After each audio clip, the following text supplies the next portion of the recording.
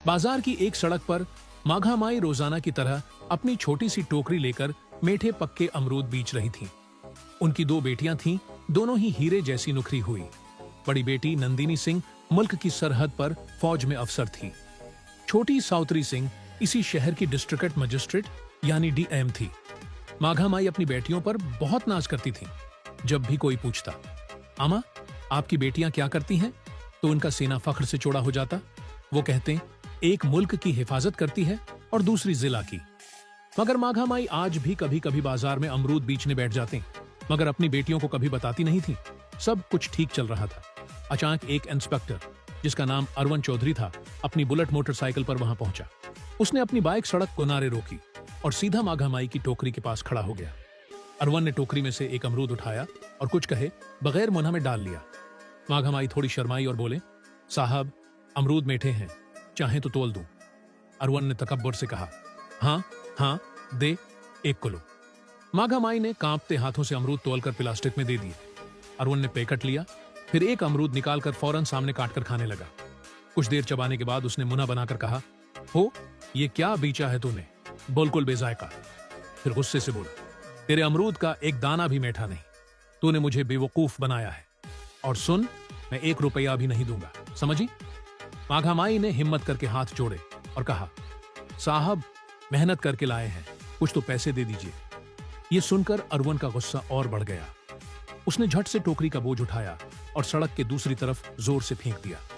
टोकरी लट गई और सारे अमरूद सड़क, गाड़ियों और नाली में बखर गए। माघा माई हक्का बका रह गई। आंखों में आंसू भर आए, होंठ कांपने लगे। उनकी मेहनत और इज्जत दोनों सड़क पर रौंद दिए गए थे। आसपास भीड़ जमा हो गई, लोग तमाशा देख रहे थे, सरगोशियां हो रही थी, मगर किसी में हिम्मत न थी कि इस वर्दी वाले से कुछ कहे। फिर अरवन ने अपने मूंछों पर हाथ फेरकर बाइक स्टार्ट की और ऐसे चल दिया जैसे कुछ हुआ ही ना हो। किसी ने माघा माई की मदद न की, मगर करीब एक घर की छत पर खड़ा एक नौजवान रोहत ये सब अपने मोबाइल में रिकॉर्ड कर रहा था। उसका खून उबल रहा था। वो माघा माई को बचपन से जानता था और उनका बड़ा एहतराम करता था।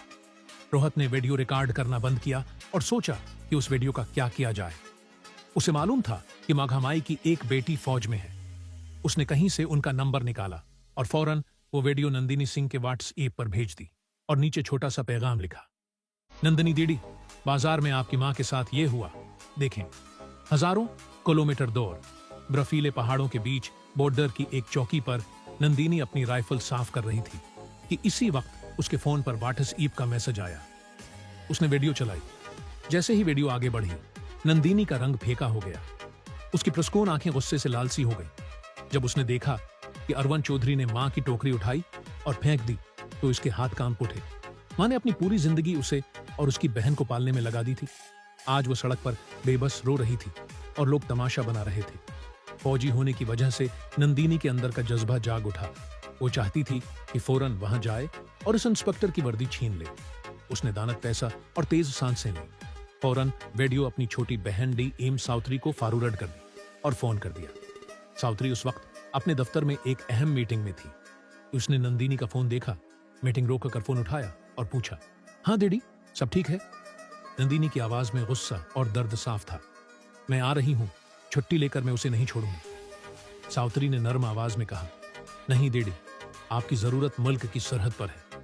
ये लड़ाई में तुम्हारी जगह नहीं, ये मेरा इलाका है।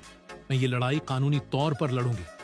नंदिनी ने थोड़ी देर सोचते हुए कहा, ठीक है, मगर उसे ऐसी सजा मिलनी चाहिए कि उसकी रूह कांप जाए। सावित्री ने कहा, फिक्र मत करो दीदी, ये अब मेरा काम है। फिर फोन बंद कर दिया। वो डीएम थी, अपने जज्बात में बहने नहीं दे सकती थी। उसी रात सावित्री ने पूरा मंसूबा बनाया। उसने सोचा कि अगर वो डीएम की वर्दी में थाने जाएगी तो पुलिस वाले उसके सामने झुक जाएंगे और असल मुजरिम छिप जाएगा। वो चाहती थी कि सीधे पकड़ के हाथों से बेनकाब करे। अगले दिन सुबह उसने पीला सलवार सूट पहना और अपने काबिल एतमाद अफसर संजीदा विकास एडीएम को फोन किया। विकास, मुझे एक काम करना है, ये बात हमारे दरमियान ही रहे।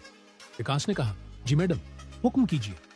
सावित्री बोली, मैं सिविल कपड़ों में शहर के कोतवाली थाने जाकर एक शिकायत दर्ज करवाऊंगी।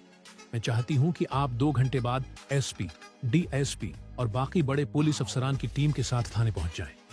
जब तक मैं इशारा न करूं, कोई हरकत न करे। विकास ने कहा, ठीक है मैडम, जैसा आप कहीं, और फोन रख दिया। दोस्तों, खेल शुरू होने वाला था। सावित्री ने सादा पीले सलवार सूट में दुपट्टा ओढ़ा, आम शहरी बनकर आटो पकड़ी और कोतवाली पहुंच गई। थाने का माहौल वैसा ही था जैसा उसने सोचा था। एक हवालदार सुस्त सा सो रहा था और अरुण चौधरी और एस.ए. और संदीप राना चाय पीकर हंसी मजाक कर रहे थे। सावित्री डरती हुई उनकी मेज के पास गई और कहने लगी, जी, मैं शिकायत दर्ज करवाना चाहती हूं। संदीप ने ऊपर से नीचे देखा और बोला, क्या हुआ? किसने परेशान किया? सावित्री ने कहा, कल बाजार में इंस्पेक्टर साहब ने एक बूढ़ी औरत की अमरूदों वाली टोकरी सड़क पर फेंक दी। मैं उसकी